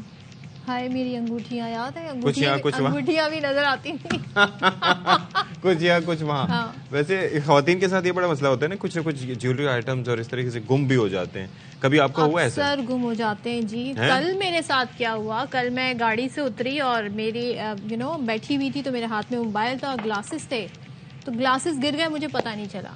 اب میں گلاسز ڈھونڈ رہی ہوں گاڑی کی بیک سیٹ پہ. پتا چلا وہ روڈ پہ گرے ہوئے تھے اور کسی نے اس پہ گاڑی چڑھا دی اور آدھا بس وہ ٹوٹا ہے، آدھا سلامت ہے. پھر تو اب کیا رہ گیا؟ بہرحال دیکھیں ذرا، کہہ رہے ہیں جب کیک نہیں لائیں گی تو ایسے ہی ہوگا. بد دعائیں دے رہے ہیں مجھے. یہ دل سے نکلی. اچھا میں بولا نہیں، لیکن میری بات یہ ہے کہ میں کبھی کیک نہیں لاؤں. لیکن میں نے نہیں بولا، میں مذمت کرتا ہوں. اتنا مہنگا چشمہ مطلب صدف آپ اور ہماری طرح ہے کہ وہ نارمل مطلب کاپی لے کے پہنتی ہیں، وہ اوریجنل چیزیں پہنتی ہیں. اتنا بڑا نقصان ہو گیا ان کا. برانڈیڈ چیزیں پہن رہی ہیں. کون سی برانڈ چیز دیکھی آپ نے؟ اب میرے لیے کیک لے آئے گا. میں نے آپ کے حق میں بیان دیا. ایسے بیانات کے بعد بھی کیک نہیں آئی. تو بہرحال اب جناب 1 گھنٹہ ہمارا گزر چکا ہے. ہم چاہتے ہیں کہ خیر و عافیت سے دوسرا گھنٹہ بھی گزر جائے، تو اس میں باقی اہم معاملات پر بھی بات کریں گے. ایک بریکنگ نیوز ہے یہاں پر آپ تک شیئر کر لیتے ہیں. وہ ایک کیس سے متعلق ہے جو چیئرمین پی ٹی آئی کے خلاف ہے. تھانہ کھنہ میں 2 اور تھانہ بھارا کے مقدمات میں ضمانت کی درخواستوں پر سماعت ہوئی. اور اس پر سماعت میں کیا ہوا، فاروق اعجاز ہمیں بتا رہے ہیں. جی بالکل، انسداد دہشت گردی کی دفعات کے تحت چیئرمین پی ٹی آئی کے خلاف 3 مقدمات درج ہیں اور ان میں ضمانت کی درخواستوں پر سماعت ہوئی ہے. انسداد دہشت گردی کی عدالت کے جج ابوالاسعد محمد ذوالقرنین نے کیس کی سماعت کی ہے. بیرسٹر سلمان صفدر جو کہ چیئرمین پی ٹی آئی کے وکیل ہیں، انہوں نے عدالت سے چیئرمین پی ٹی آئی کے پروڈکشن آرڈر جاری کرنے کی استدعا کی. بیرسٹر سلمان صفدر کا یہ کہنا تھا کہ اسلام آباد ہائی کورٹ نے ضمانت کی درخواستوں کو بحال کیا ہے. اس کیس میں ملزم کی پروڈکشن لازمی ہے. اس کے علاوہ سلمان صفدر کا یہ کہنا تھا کہ جب ضمانت دائر ہو جاتی ہے تو وہ میرٹ پر طے ہوتی ہے. عدالت اگر سمجھتی ہے تو آج بھی چیئرمین پی ٹی آئی کو پیش کرنے کا حکم جاری کر سکتی ہے. عدالت نے چیئرمین پی ٹی آئی کے وکیل سے استفسار کیا کہ کل سائفر کیس کی سماعت ہونی ہے، اگر آپ کہتے ہیں تو اس کیس کو بھی جو ضمانت کی درخواستیں ہیں انہیں بھی جیل میں ہی سن لیتے ہیں، لیکن سلمان صفدر کی جانب سے اس کی مخالفت کی گئی اور انہوں نے یہ کہا کہ ہم چاہتے ہیں کہ اوپن کورٹ میں ضمانت کی درخواستوں کی سماعت ہو، جبکہ پروسیکیوٹر کا یہ کہنا تھا کہ ماضی میں یہ خود کہتے رہے ہیں چیئرمین پی ٹی آئی کے وکلا کی جانب سے یہ موقع اختیار کیا جاتا رہا ہے کہ چیئرمین پی ٹی آئی کی جو پیشی ہے اس کے حوالے سے سیکیورٹی رسک ہے اور اس وقت جو ہے وہ چیئرمین پی ٹی آئی کو عدالت پیش کرنے کے حوالے سے فورس کیا جا رہا ہے۔ عدالت نے چیئرمین پی ٹی آئی کی ضمانت کی درخواستوں سے کے حوالے سے 24 اکتوبر تک تمام تر ریکارڈ طلب کر لیا ہے، کیونکہ پروسیکیوٹر کی جانب سے عدالت کو یہ بتایا گیا تھا کہ آج ریکارڈ دستیاب نہیں ہے، جس کے باعث عدالت نے 24 اکتوبر تک اب کیس کی سماعت کو ملتوی کر دیا ہے۔ تھینک یو سو مچ فاروق حجاز۔ اچھا جی، اب ذرا بات کر لیتے ہیں پاکستان میں جو انتخابی سسٹم ہے اس میں، ظاہر ہے ہر جگہ ہوتا ہے، ہر 4 سال بعد الیکشن، 5 سال بعد یہاں پر الیکشن، تو 4 سال امریکہ میں ہوتے ہیں، 5 سال بعد یہاں ہوتے ہیں، تو جو نیا ووٹر ہوتا ہے 18 سال سے کم عمر کا، اس کا اندراج ہونا جب وہ 18 سال کا ہو جاتا ہے تو ضروری ہوتا ہے۔ اب الیکشن کمیشن نے ووٹ اندراج، منتقلی، قبائل درستگی میں صرف 10 دن باقی رہ گئے۔ الیکشن کمیشن نے 25 اکتوبر کو ملک بھر میں تمام انتخابی فہرستیں منجمد کرنے کا اعلان کر دیا، یعنی کہ آج 16 ہے تو 25 لگا لیں، 25 کے بعد ووٹ کا اندراج نہیں ہوگا، نہ ہی منتقلی ہوگی، اور اگر آپ کے قوائف غلط ہیں، یعنی کہ سم ٹائمز ایسا ہوتا ہے وہ آپ کے ایریا سے میچ نہیں کر رہا ہوتا، آپ کا گھر کا ایڈریس پرانا ہوتا ہے، آپ کسی نئے گھر میں رہ رہے ہوتے ہیں، تو پھر الیکشن کمیشن نے 8 لاکھ سے زائد ووٹر یعنی افراد جو ہیں ان کا ڈیٹا نادرا سے حاصل کر لیا ہے۔ بالکل جی، ڈیٹا انہوں نے حاصل کر لیا ہے، اور اب یہ ہے کہ ان تمام افراد کو ووٹرز بنانے کے لیے ڈیٹا انٹری جاری ہے، یہ تمام افراد آئندہ عام انتخابات میں ووٹ ڈال سکیں گے۔ اچھا جی، اب ظاہر ہے کہ یہ سارے معاملات ہو رہے ہیں تو اب انتخابی سرگرمیاں بھی تھوڑا بہت ہمیں دیکھنے میں دکھائی دے رہی ہیں، نظر آ رہی ہیں، اور اس اعتبار سے جلسے ہو رہے ہیں، اور کچھ سیاسی جماعتوں کو اجازت بھی مل رہی ہے۔ تو مسلم لیگ نون کو مینار پاکستان پر جلسے کی اجازت مل گئی ہے، اور ضلعی انتظامیہ لاہور نے 21 اکتوبر کو نواز شریف کی آمد پر جلسے کی اجازت دے دی ہے۔ اور مینیو کیا ہوگا کس کا؟ کھانے کا؟ اچھا، اب یہ تو سوال یہ ہے کہ نواز شریف صاحب خصوصی طیارے میں وطن تو پہنچیں گے، لیکن ریلیف نہ ملنے کی صورت میں وہ جلسہ گاہ آئیں گے یا پھر کہیں اور جائیں گے، یہ بھی ایک مسئلہ ہے۔ اب یہ بھی ہے کہ لیکن میرا اس وقت کھانے پہ فوکس زیادہ تھا، کیونکہ لاسٹ جو جلسہ تھا اس میں جو انواع اقسام کے کھانے تھے۔ اچھا جی، اب یہ ہے کہ اب حمزہ شہباز نے جی جلسہ کیا ہے، کہتے ہیں ملک فیصلہ کن دوراہے پر کھڑا ہے، اب غلطی کی گنجائش نہیں ہے، عوام کے لیے 2 وقت کی روٹی پوری کرنا مشکل ہو گیا۔ نواز شریف 21 اکتوبر کو ملک کو مشکل سے نکالنے کا روڈ میپ دیں گے بیسکلی۔ بالکل جی، پارٹی کے رہنما اور سینئر سیاستدان نیر بخاری صاحب ہمارے ساتھ موجود ہیں۔ Thank you so much for joining us in the morning شو۔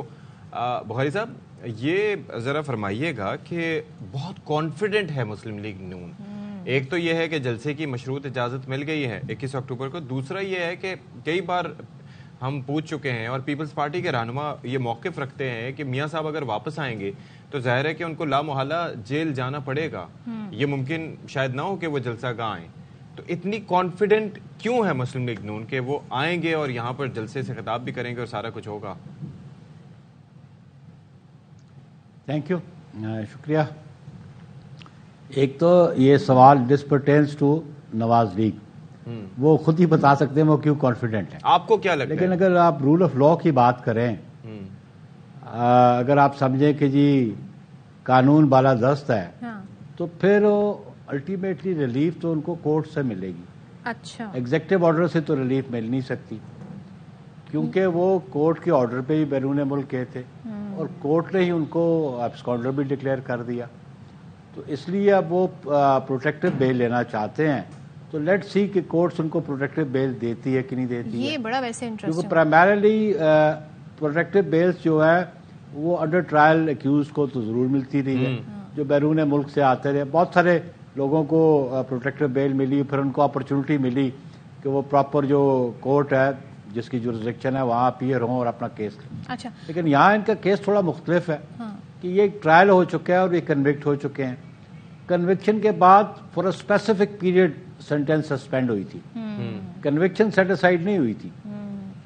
لیکن سر خورشید شاہ صاحب تو کچھ اور فرما رہے ہیں. وہ کہہ رہے ہیں جی ریڈ کارپیٹ جی نون لیگ نہیں بلکہ کوئی اور بچھا رہا ہے.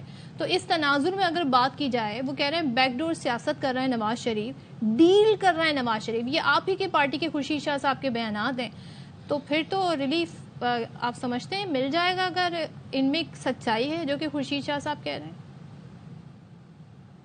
دیکھیں, خورشید شاہ صاحب کے پاس شاید کوئی انفارمیشن ہو, لیکن میں یہ سمجھتا ہوں کہ ابھی یہ کیئر ٹیکر سیٹ اپ ہے. میں یہ ایکسپیکٹ کرتا ہوں, اور ایوری سٹیزن آف پاکستان یہ ایکسپیکٹ کرتا ہے کہ کیئر ٹیکر سیٹ اپ کا جو مینڈیٹ ہے وہ الیکشن کروانے میں اسسٹ کر سکتا ہے یا ٹو ڈے افیئرز ہے. اگر کیئر ٹیکر گورنمنٹ ان قسم کے معاملات میں انوالو ہوگی تو پھر ان کا پارٹیزن رول ہوگا. اور میں کیئر ٹیکر گورنمنٹ سے توقع کرتا ہوں وفاق کی سطح پہ بھی اور صوبے کی سطح پہ بھی کہ وہ نان پارٹیزن رہیں, وہ کسی ایک سیاسی جماعت کو سپورٹ نہ کریں. اور اس ملک کے مسائل کا حل عوام کے منتخب نمائندے دے سکتے ہیں. بخاری صاحب کیوں جی فرمائیں, کیوں کریں گے وہ کسی کی طرف داری کیوں کریں گے؟ وہ تو ہے ہی نگراں حکومت.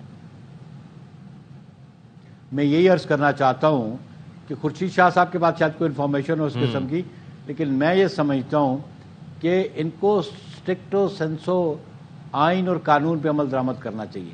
باقی ریلیف دینا ایگزیکٹو کا کام نہیں, وہ کورٹ سے رجوع کرے, وہ ان کا رائٹ بنتا ہے, اور کورٹ ان کو ریلیف دیتی ہے کہ نہیں دیتی ہے. لیکن ایسی پریسیڈنٹ میں نہیں سمجھتا ہوں کہ کوئی پہلے موجود ہو. اگر کورٹ کوئی نیا پریسیڈنٹ قائم کرنا چاہتی ہے تو کورٹ کی ڈسکریشن ہے. اچھا, اب یہ بتائیں کہ صورتحال میں جلسے کی اجازت مل گئی اور یہ سارا کچھ, اور مشروط اجازت ہی صحیح لیکن مل گئی. پیپلز پارٹی اب کیا اپنا لاہ عمل اپنا رہی ہے؟ ظاہر ہے کہ عوامی پریزنس تو شو کرنا آپ کے لیے بھی بہت ضروری ہوگا. بالکل, ہم تو بارہا یہ مطالبہ کرتے رہے کہ الیکشن شیڈول دیا جائے اور پرٹیکولر ڈیٹ دی جائے. یہ ابھی بھی اس میں ایمبیگوٹی ہے. اچھا, کہ جی لاسٹ ویک آف جنوری. میں سب تو یہ بھی ہمارا ہی ہم نے مطالبہ کیا, بلکہ جو ای سی پی کے ساتھ میٹنگز ہوتے رہیں, ہماری ڈیمانڈ تھی کہ جی شیڈول دیا جائے.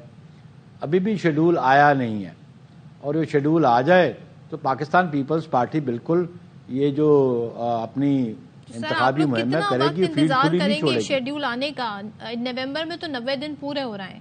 آپ لوگوں نے کیا ڈیڈ لائن ڈیسائیڈ کی ہے کہ کب تک شیڈول آ جانا چاہیے؟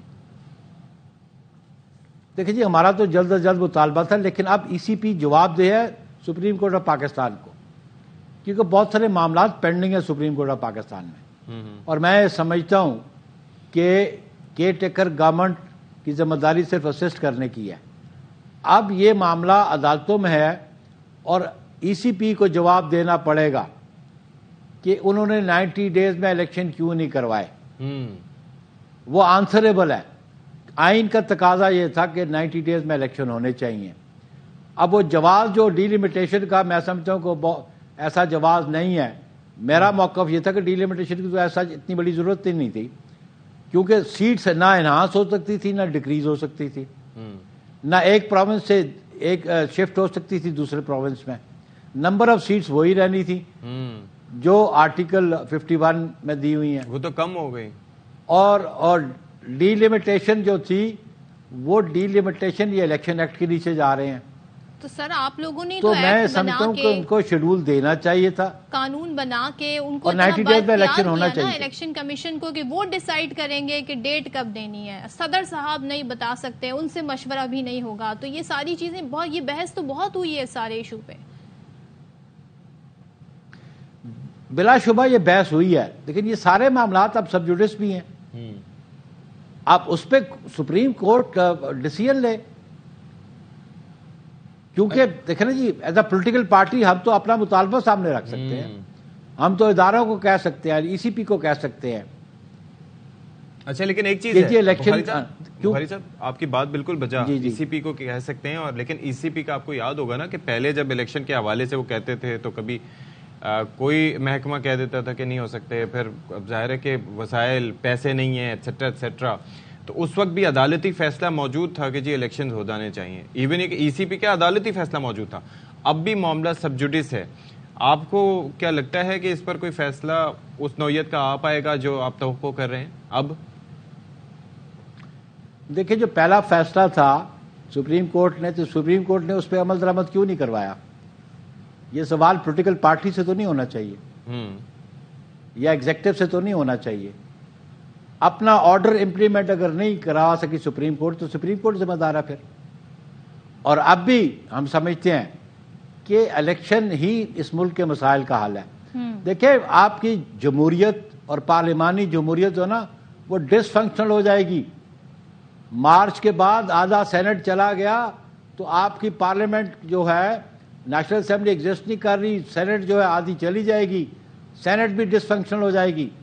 سینٹ کا چیئرمین بھی آفس پہ کنٹینیو نہیں کر سکتا، سینٹ کا ڈپٹی چیئرمین بھی آفس میں کنٹینیو نہیں کر سکتا. اس لیے ہر صورت آپ کو یہ انتخابات کروانے پڑیں گے. اگر آپ سمجھتے ہیں آئین بالادست ہے، آئین کی اگر سپرمیسی آپ چاہتے ہیں تو پھر یہ الیکشن بہت ضروری ہے تاکہ آپ کی پارلیمانی جمہوریت فنکشنل ہو سکے. چلیں، تھینک یو سو مچ. نیر بخاری صاحب موجود تھے ہمارے ساتھ، پیپلز پارٹی کے رہنما، اپنی رائے دے رہے تھے اور وہ کہتے ہیں جی ہم سمجھتے ہیں جی کہ اس وقت الیکشن ہی ملک کی ضرورت ہے. اور خوشی شاہ صاحب جو بیانات دے رہے ہیں وہ ان کے پاس ہو سکتا ہے کوئی سورس ہو ان کی انفارمیشن ہو. اب ذرا تذکرہ کر لیتے ہیں کہ جو اسرائیلی جارحیت ہے وہ بڑھتی چلی جا رہی ہے، اور پہلے فضائی حملے کر کر کے انہوں نے بیڑا غرق کر دیا ہے غزہ کا، جس طرح سے وہاں پر تباہ کاریاں ہیں. اب یہ ہے کہ زمینی جنگ ان پر مسلط کرنے جا رہے ہیں، ٹینک سرحدوں پر پہنچا دیے ہیں. اور اگر ہم بات کریں تو مطلب ایک نوحہ ہی ہے جو پڑھنے مطلب ان پہ کھانا بند کر دیا ہے، ان پہ ایکسس انٹرنیٹ بند کر دی ہے، بجلی بند کر دی. اور جو فوٹیجز آ رہی ہیں جس میں آپ بچوں کو، مردوں کو، خواتین کو ملبے تلے دبے ہوئے دیکھتے ہیں، جس طرح ان کو فرسٹ ایڈ دینے کی کوشش کی جا رہی ہوتی ہے، مناظر دل دہلا دینے والے ہیں. اور اتنے اسرائیل کے دعوے جو ہیں کہ ہمارے ساتھ جی یہ ظلم ہو رہا ہے، یہ ظلم ہو رہا ہے. یہاں پہ ایک حکومت یہ کام کر رہی ہے، ایک باقاعدہ حکومت ہے پراپر، جو یہ لوگوں پر، سویلینز پر یہ ظلم ڈھا رہی ہے. اور اس کے لیے متعدد ملک یہ آواز اٹھا رہے ہیں جو کسی بھی طرف نہیں جانا چاہتے. وہ بھی یہ کہہ رہے ہیں کہ جناب آپ یہ بند کریں یہ جو سب آپ نے خاص طور پہ فلسطینیوں کے ساتھ کیا ہوا ہے. تو یہاں پر جی 8 سال کی بچی کی لاش آپ کو دکھائیں. اس طرح کے بہت سارے، یہ تو ایک سٹوری ہے. سر پہ رکھے سوگوار، اس وقت جو آپ کو دیکھیں اس طرح کے مناظر دیکھنے کو ملتے ہیں جب بچوں کی، معصوم چھوٹے چھوٹے بچوں کی وہاں سے لاشیں نکالی جا رہی تھیں. وہ بہت ہی زیادہ شدید زخمی ہوتے ہیں، اس صورت میں انہیں نکالا جا رہا ہوتا ہے اور وہ دہائیاں دے رہے ہوتے ہیں. چھوٹے چھوٹے بچے وہاں پر جن کے ساتھ یہ سب ہو رہا ہے. تو اب یہ تمام دنیا کے لیے، خاص طور پہ جو سویلائز نیشنز اپنے آپ کو کہتی ہیں، ان کے لیے سوال بن گیا. یہ چھوٹے معصوم بچے، کسی کا باپ نہیں رہا، کسی کی ماں نہیں رہی، کسی کا پورا خاندان نہیں رہا. یہ فلسطینیوں کے ساتھ ظلم و زیادتی کا سلسلہ جاری ہے. تو ایک ظاہر ہے کہ بچے کی ویڈیو بھی آپ کو دکھا رہے ہیں کہ اس وقت نہ جانے اس کے اہل خانہ کہاں ہیں. اور ایک جو شخص ہے وہ شاید ریلیف ورکر ہے، رپورٹر ہے، وہ اس بچی کے ساتھ کھیل رہا ہے اور بچی مسکرا رہی ہے. تو اس کے علاوہ آپ یہ دیکھ لیں کہ کوئی پرسان حال نہیں ہے. اور اشفاق، کتنے جرنلسٹ اس وحشیانہ بمباری کی نظر ہو گئے. صحافیوں کو بھی نہیں بخشا جا رہا. لاسٹ ایئر ہم نے دیکھا تھا ایک خاتون صحافی کس طریقے سے فائرنگ کا نشانہ بنی تھی اسرائیل کی. وہ بندہ جس نے وہ تمام تر ویڈیو کیپچر کی تھی، وہ صحافی، وہ کیمرہ مین بھی اس ساری حالیہ جو اس وقت شدید فائرنگ اور گولہ باری کا سلسلہ جاری ہے وہ بھی اس کی نظر ہو گیا ہے. تو یہاں پر کوئی بھی محفوظ نہیں ہے. ایمبولینسز محفوظ نہیں ہیں، اقوام متحدہ کے دفاتر محفوظ نہیں ہیں، ریفیوجی کیمپس محفوظ نہیں ہیں. کوئی بھی جگہ ایسی نہیں ہے جو اسرائیل کی دہشت اور وحشیانہ بمباری سے محفوظ ہو. اور غزہ کے جو شہری ہیں وہ پس کر رہ گئے ہیں اور المیہ ہی ہے. اور اس تمام تر صورتحال سے متعلق ہم دیکھ رہے ہیں صورتحال ہے. بات کرنے کے لیے ہمارے ساتھ موجود ہیں سابق سفیر doctor Jamil Ahmed Khan. Thank you so much doctor Jamil ہمیں جوائن کرنے کے لیے. ذرا بتائیے گا آپ کیا سمجھتے ہیں کہ اس کو زیادہ ایسکیلیٹ کیا جا رہا ہے، بجائے ہم دیکھیں کہ سیز فائر کرنے کی کوشش کی جائے. اسرائیل کی جانب سے جو اقدامات اٹھائے جا رہے ہیں وہ تو ایک گورنمنٹ ہے. آپ کیسے دیکھتے ہیں ساری صورتحال میں اسرائیل کے ان اقدامات کو اور دنیا کے ریاکشن کو؟ آپ نے صحیح فرمایا کہ ایک پوری اسٹیٹ، ایک پوری کنٹری وہ کھڑی ہو گئی ہے ایک گروہ کے خلاف، اور وہ کھڑی ہو گئی ہے اپنے ایسے ساز و سامان کے ساتھ جو دنیا کے سب سے مہلک ہتھیار ہیں اور جن کو سپورٹ امریکہ کے بحری بیڑوں کی بھی ہو گئی ہے. آپ اندازہ کریں تاریخ میں اس کی آپ کو مثال نہیں ملے گی کہ ایک گروہ کے خلاف نہ صرف اسرائیل بلکہ اسرائیل کے ایلائز سارے وہ بھی کھڑے ہو گئے ہیں. اور جو لرزہ خیز دل دہلا دینے والے مناظر آپ نے ابھی اپنے ناظرین کو بتائے ہیں، یہ کوئی نئی بات نہیں. ہاں اس دفعہ اسرائیل یہ سمجھ رہا ہے کہ شاید جو اس نے وارننگ دی ہوئی ہے کہ تقریباً 1.3 ملین یعنی 13 لاکھ کے قریب نارتھ غزہ میں جتنے بھی موجود ہیں فلسطینی وہ چلے جائیں وہاں سے اور اس پر بھی قابض ہو جائے اسرائیل.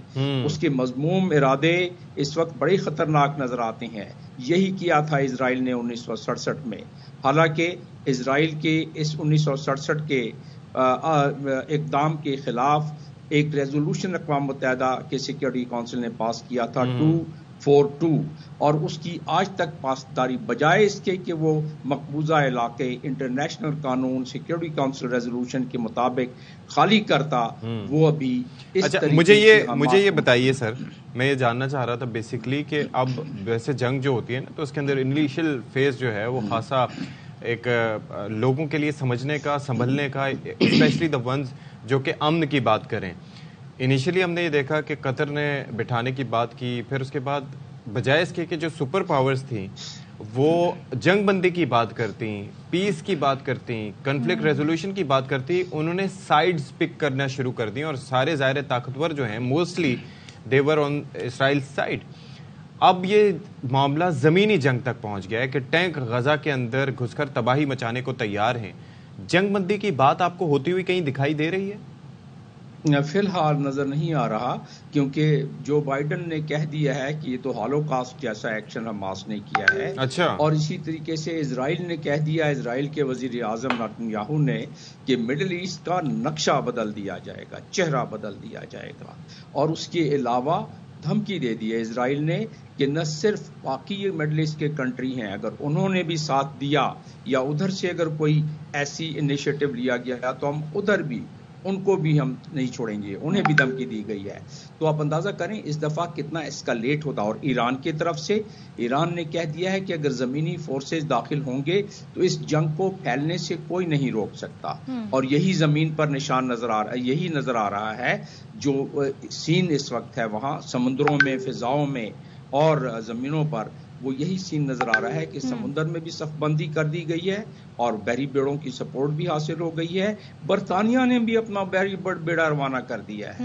آپ اندازہ کریں. اور ساتھ میں کوئی یہ بات نہیں کر رہا ہے کہ جو اس سے پہلے انہی ممالک نے جنہوں نے بحری بیڑے بھیجے ہیں، انہی ممالک کی شمولیت سے سیکورٹی کونسل کے ریزولوشنز پاس ہوئے ہیں، تو ان ریزولوشنز پہ کی پاسداری کی کوئی بات نہیں کر رہا ہے. انہی ممالک نے P5 کنٹریز نے مل کر سیکورٹی کونسل کا ریزولوشن 2334 پاس کیا کہ جی سیٹلمنٹ نہیں ہونی چاہیے، پوری دنیا سے یہودیوں کو لا کے نہیں بسانا چاہیے فلسطینیوں کے علاقے میں، لیکن بسایا گیا. لیکن یہ تو ہم 47 سے ہوتے دیکھ رہے ہیں. ڈاکٹر صاحب مجھے ایک چیز بتائیے گا، ابھی اشفاق نے بھی سوال ریز کیا کہ تمام کنٹریز نے سائٹ چوز کر لی ہیں، اپنی سائٹ پک کر لی ہیں، لیکن اگر ہم مسلم کنٹریز کا ریاکشن دیکھیں مذمتی بیانات کی حد تک ہے، کیا آپ وہ سپورٹ دیکھ رہے ہیں، چاہے وہ فوڈ کے حوالے سے ہو یا دوسرے ساز و سامان کے حوالے سے ہو، یا ایک ایسا بیان یا ایک ایسا پلیٹ فارم جو بتائے اسرائیل کو کہ بھائی دوسری دنیا سے بھی آپ کے تعلقات خراب ہو سکتے ہیں؟ ایون پاکستان کا اس میں آپ کو کیا رول نظر آ رہا، ہم کیا کر سکتے ہیں؟ نہیں، پاکستان کے وزیر خارجہ نے اور وزیر اعظم نے تو ہمدردی کا اظہار کر دیا ہے، اور پاکستان کے وزیر خارجہ نے یہ کہہ دیا ہے کہ ہم تو سیکورٹی کونسل کے جو ریزولوشنز ہیں اس کے مطابق چاہتے ہیں کہ اس کا حل ہو. مطلب ایک بہت ہی ڈپلومیٹک بیان دے دیا ہے انہوں نے. وہ ٹھیک ہے، محسوس یہ ہوتا ہے کہ پاکستان چاہتا ہے کہ جو OIC کے کنٹری ہیں اس میں کلیدی کنٹری اور جہاں جو کہ سیٹ آف OIC ہے وہ ہے سعودی عربیہ، اور پاکستان کے جو اس وقت مخدوش حالات ہیں اس کے پیش نظر محسوس یہ ہوتا ہے کہ شاید وہ اس سے زیادہ انیشیٹو نہیں لینا چاہتا. ورنہ ایک اور چیز بھی ہے، میں یہ جاننا چاہ رہا تھا کہ اس وقت بیسیکلی سعودی عرب ظاہر ہے کہ جو آپ کو پتا ہے کہ UAE تو بہت آگے نکل گیا تھا تعلقات میں ود اسرائیل، اور آپ کو پتا ہے کہ ان کی پلاننگز اور سارا چیزیں اپنی جگہ وہ کتنی ہالٹ ہوئی ہیں. सऊदी अरब ने तो इस वक्त मुंजमद कर दिया सारा सिलसिला जो हो रहा था, लेकिन कितनी मुश्किल पोजीशन में इस वक्त सऊदी अरब इस सारी सिचुएशन को मद्देनजर रखते हुए? इस चीज़ को समझने के लिए जानना ज़रूरी है, क्योंकि इन तमाम ममालिक में, ज़्यादातर ममालिक में मेरी तैनाती रही है, तो समझना ये ज़रूरी है कि वहाँ के आवाम वहाँ साथ देते हैं या उनके दिल धड़कते हैं फ़लस्तीनियों के साथ। वहाँ के हुक्मरानों के अपनी इंटरेस्ट हैं मगरबी ममालिक के साथ, लिहाजा हुक्मरानों की कुछ और मंशा होती है और अवाम जो कि बड़े कंट्रोल्ड वे में रखा जाता है अवाम को वहाँ। मुझे बड़ा खदशा नज़र आ रहा है कि कहीं ऐसा ना हो कि अरब स्प्रिंग की तरह अवाम फट पड़ें, और अवाम जो है यही खदशा नज़र आ रहा है जिसकी वजह से जो हुक्मरान हैं वो खुलकर जो है वो इजराइल का साथ नहीं दे रहे हैं, या इजराइल की को साथ तो खैर देने के काबिल ही नहीं है, लेकिन यह है कि वो इब्राहिम अकॉर्ड को आगे बढ़ाने की सकत और ताकत अभी नहीं रखते, लिहाजा ये पेंडिंग में नज़र आ रहा है अभी। लेकिन अगर ये OIC के प्लेटफॉर्म के ज़रिए, जिसका कि सऊदी अरब सबसे बड़ा एक कैपिटल है वहाँ, सीट ऑफ OIC के में वो है और वो उसकी कलीदी किरदार है, पाकिस्तान भी इसका पैटर्न मेंबर है, तो OIC की आप अंदाज़ा करें, आपने बात की कि मुस्लिम ममालिक क्या कर रहे हैं, ये 56-57 ममालिक OIC के अपने चार्टर में उनके आर्टिकल 1 का 8वां जुज है जिसमें लिखा हुआ है कि फ़लस्तीनियों के स्ट्रगल का साथ देना है। OIC के तमाम कंट्रीज इसके पाबंद हैं। अच्छा, फिर उसके बाद उसी आर्टिकल 9 में दिया हुआ है कि ऐसे हालात हों जैसे हम डिस्कस कर रहे हैं, तो ऐसे में सरबराहान का एक्स्ट्राऑर्डिनरी यानी इमरजेंसी सेशन बुलाया जाए। इन्होंने सिर्फ वज़राए खारजा का सेशन बुला लिया है। मुझे यही महसूस होता है कि आमदन गुफ्तन बर्खास्तन अगर ये ममालिक चाहें तो बिल्कुल इंटरनेशनल कानून के दायरे में रहते हुए बाइकाट करना शुरू करें। कोई मजाक तो नहीं है, या सिक्योरिटी काउंसिल में अपना रेजोल्यूशन पेश करें, अगर वीटो भी हो जाए तो कोई बात नहीं। और ऐसे ही टाइम पे सिक्योरिटी काउंसिल हो, OIC हो, इनको अपना किरदार अदा करने की जरूरत है। इन्हीं वक्तों के लिए ये फोरम, ये प्लेटफॉर्म बनाए गए थे। Thank you so much. Jameel हमारे साथ मौजूद थे और सारी सूरत हाल पर वो अपनी माहिराना राय दे रहे थे कि इसराइल और जो फलस्तीन का तनाज़ा है, सबसे पहले तो भाई सीज फायर होने की जरूरत है, उसके बाद आप डिसाइड करें कि क्या होना है, किस तरह आगे मामलात को लेके बढ़ना है। ठीक है जी, यहाँ पर एक खबर पहुंचा देते हैं कि सुप्रीम कोर्ट मुलाजमीन की मालूमात फराहम करने की अपील मंजूर। अदालत ने रजिस्ट्रार ऑफिस को 7 रोज में मुताल्लिका मालूमात फराहम करने का हुक्म दे दिया है। तो राजा मोहसिन हमारे साथ हैं, उनसे जान लेते हैं। मोहसिन बताइएगा। देखिए, सुप्रीम कोर्ट ऑफ पाकिस्तान की जानिब से ये फैसला महफूज किया गया था और अब महफूज फैसला चीफ जस्टिस काजी फैज़ ईसा की जानिब से कोर्ट में सुना दिया गया है। इस फैसले में जस्टिस अतर मिनल्ला का इजाफी नोट भी शामिल है। इस फैसले में ये कहा गया है कि आर्टिकल 19A के तहत मालूमात तक रसाई शहरियों का हक है और सुप्रीम कोर्ट ने राइट टू इन्फॉर्मेशन एक्ट के तहत अपने मुलाजमीन की तफसीलात फराहम करने की जो दरख्वास्त थी वो मंजूर कर ली है और सुप्रीम कोर्ट की जानिब से रजिस्ट्रार ऑफिस को 7 दिन में मुलाजमीन की तफसीलात दरख्वास्त गुजार को फराहम करने का हुक्म दिया गया है और ये भी कहा गया है कि मालूमात फराहम करने वाला वजूहात के जायजे का पाबंद है। इसके साथ साथ सुप्रीम कोर्ट ऑफ पाकिस्तान की जानिब से ये कहा गया है कि इस फैसले का जो उर्दू तर्जुमा है वो भी वेबसाइट पर अपलोड किया जाएगा, जबकि जो ओरिजिनल रिकॉर्ड की जो कॉपी होगी वो जो अंग्रेजी में तहरीर करदा फैसला है वही होगा। ठीक है, राजा मोहसिन आगा कर रहे थे, थैंक यू सो मच। एक ब्रेक लेंगे जी, ब्रेक के बाद हाजिर होंगे।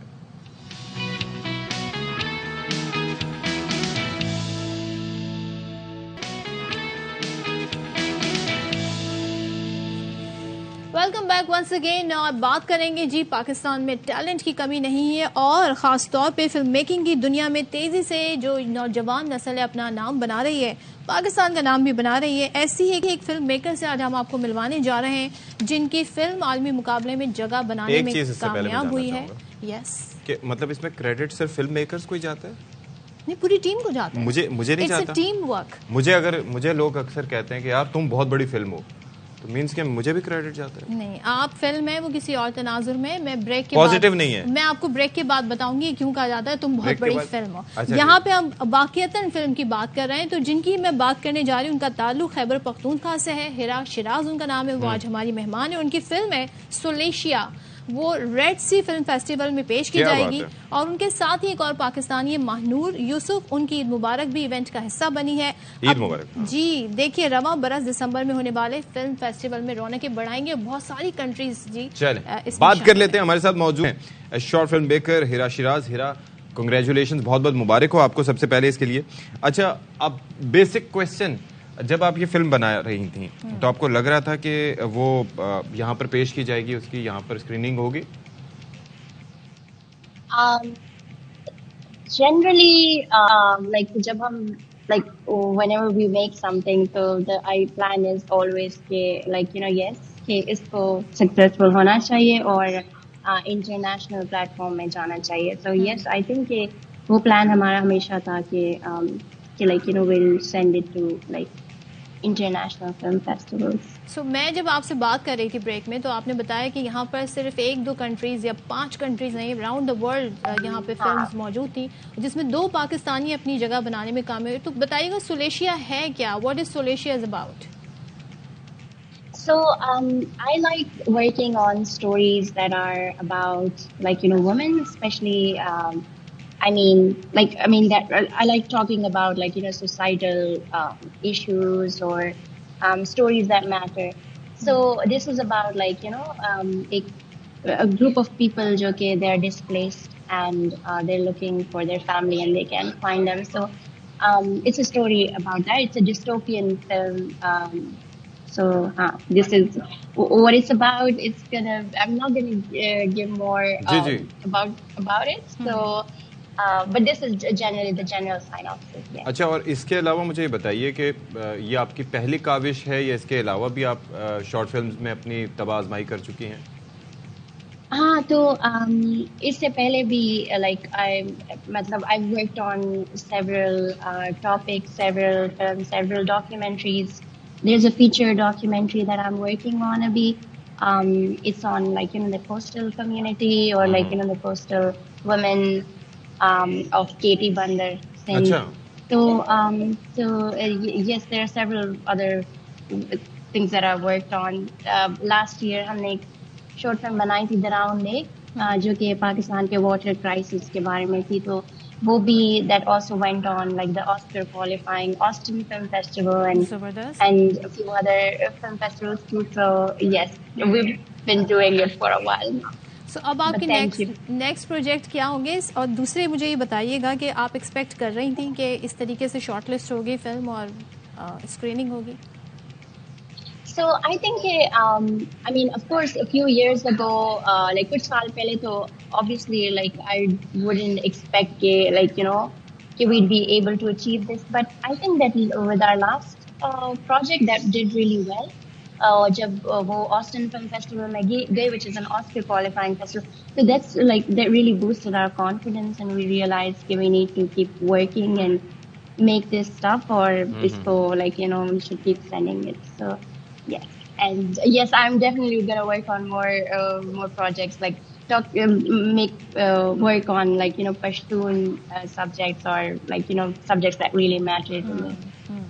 And subject that is close to your heart. Thank you so much. Thank you Hira. Yes, thank you so much. Thank you for joining us. زبردست جی، دیکھیں خیبر پختونخوا سے تعلق کتنا زبردست کام کر رہی ہیں، پاکستان کا نام روشن کریں. چلیں جی ایک وقفے کے بعد